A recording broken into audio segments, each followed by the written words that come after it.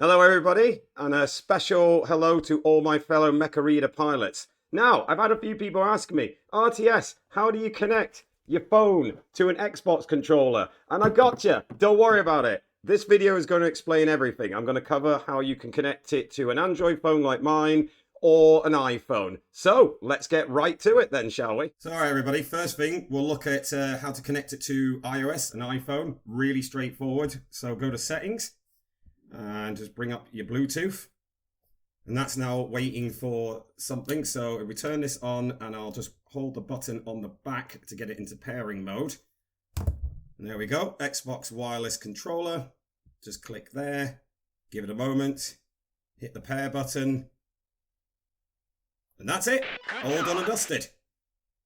So we'll now show how to connect it to an Android device. Depending on your device model, the version of Android you have, the menus and experience might vary, but usually it's literally go to settings and then go to Bluetooth. This phone of mine is on Android 10. I had a few problems connecting it when I was on Android 9, so if you're having issues, upgrade your OS and then try it. So what we'll do is turn on the controller, and then we'll bring up the Bluetooth settings. And now I'll put it into pairing mode. Wait for it to flash rapidly like that. And then if we search for the device, eventually, there we go. So you want to click on the Xbox wireless controller, make sure to allow call history. I found if you don't tick this option, you will have problems with it pairing sometimes. Then click pair.